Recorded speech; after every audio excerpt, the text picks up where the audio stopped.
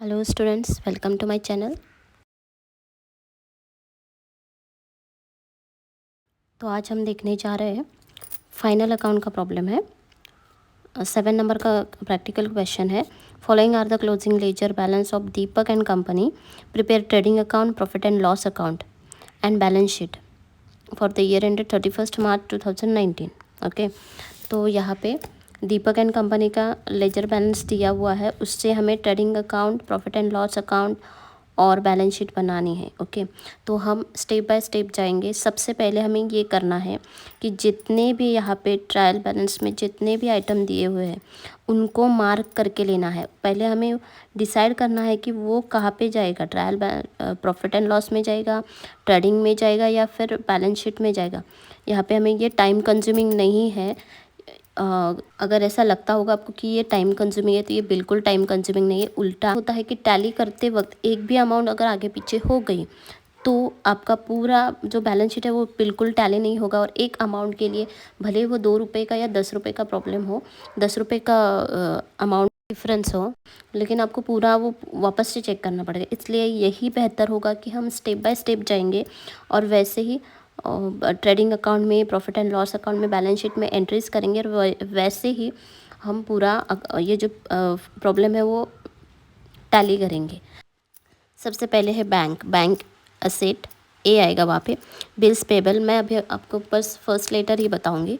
Bills payable, liability, furniture, asset, commission received, profit and loss account, stock, trading account, building asset, wages, trading account, creditors, liability, bad debts, profit and loss account, RDD, profit and loss account, sales return minus from sales, capital, liability, insurance premium, profit and loss account, salaries, profit and loss account, bank loan, liability, sundry expenses, profit and loss account, interest paid, profit and loss account, machinery, asset, sales, trading account, purchase trading account, debtors, asset, purchase return minus from purchase trading account, cash in hand, asset.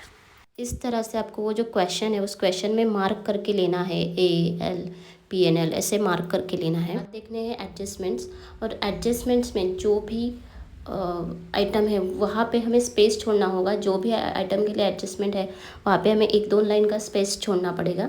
उसके लिए हमें पहले से ही mark करके लेना है। तो first adjustment है, closing stock was valued at ₹60,000। Closing stock हमें ट्रेडिंग अकाउंट में लिखना होता है, और ट्रेडिंग अकाउंट के क्रेडिट साइड में और असेट साइड में लिखना होता है। और जब भी एडजस्टमेंट, कोई भी एडजस्टमेंट है उसके 2 इफ़ेक्ट होते हैं, हमेशा याद रखना है। क्लोजिंग स्टॉक हमें सेपरेटली ही लिखना रहता है, तो वहाँ पे ट्रेडिंग अकाउंट में और हम एक लाइन छोड़ देंगे।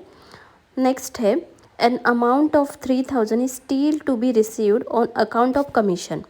यहाँ पे देखिए कमीशन रिसीव्ड करके 3,000 एक आइटम है ट्रायल बैलेंस में, उसमें हमें वहाँ पे हमें एक लाइन छोड़ना है। ओके, क्योंकि कमीशन जो है वो अभी भी 3,000 मिलना बाकी है, तो हमें आउटस्टैंडिंग कमीशन करके वहाँ पे वो ऐड करना रहेगा। थर्ड है, provision for discount on debtors and provision for discount on creditors are to be credited 2% and 3% respectively.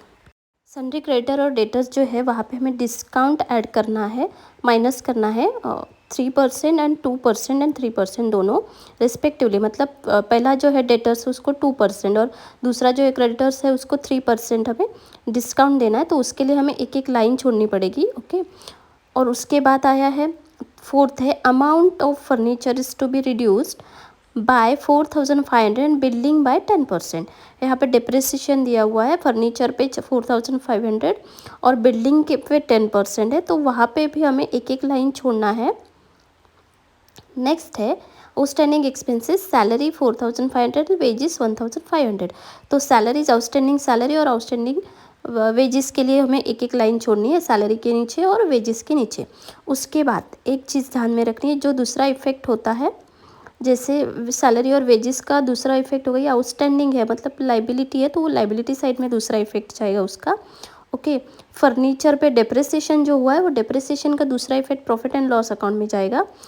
और डिस्काउंट ऑन डेटर्स है वो खर्चा है, वो डिस्काउंट डेटर्स को दिया है या क्रेडिटर्स को दिया वो खर्चा है, तो वो भी प्रॉफिट एंड लॉस अकाउंट में जाएगा। उसका दूसरा इफेक्ट अमाउंट इस कमीशन मिला है तो वो दूसरा इफेक्ट उसका जाएगा असेट साइड में, क्योंकि कमीशन अभी मिलना बाकी है, वो अपने असेट है। अभी तक हमें 3000 रुपीज़ कैश मिलना बाकी है, तो असेट हो गया, तो वो असेट साइड में जाएगा दूसरा इफेक्ट। और क्लोजिंग स्टॉक का तो मैंने बताया असेट साइड में जाएगा। ये सब मार्क कर लेने के बाद हमें ये देखना है कि ट्रायल बैलेंस में भी कुछ हिडन एडजस्टमेंट्स होते हैं, तो उसको भी हमें सॉल्व करना रहता है। जैसे यहाँ पे हिडन एडजस्टमेंट है इंश्योरेंस प्रीमियम। इंश्योरेंस प्रीमियम वहाँ पे नीचे डेट दी हुई है कि 1 जनवरी 2019 टू 31 दिसंबर 2019, ये 1 साल की दी है। लेकिन अपना फाइनेंशियल ईयर कब स्टार्ट होता है? 1 अप्रैल टू 31 मार्च ऐसे स्टार्ट होता है ना।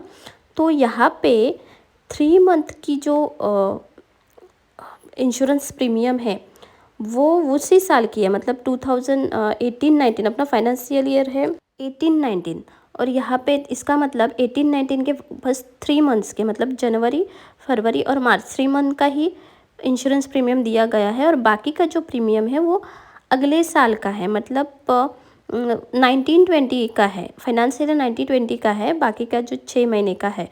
तो वहाँ पे हमें ये करना है कि वही उस साल का जो अमाउंट है वो वहाँ पे डालना है प्रॉफिट एंड लॉस अकाउंट में, ओके। और बाकी का जो अमाउंट बचता है वो हमें डालना है असेट साइड में, प्रीपेड इंश्योरेंस प्रीमियम करके, ओके। यहाँ पे भी एक लाइन हमें छोड़नी है। नेक्स्ट है बैड डेब्ट्स।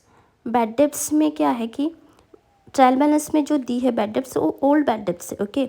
उसमें हमें provision for discount on debtors वो जो अमाउंट आती है वो ऐड करनी है, ओके।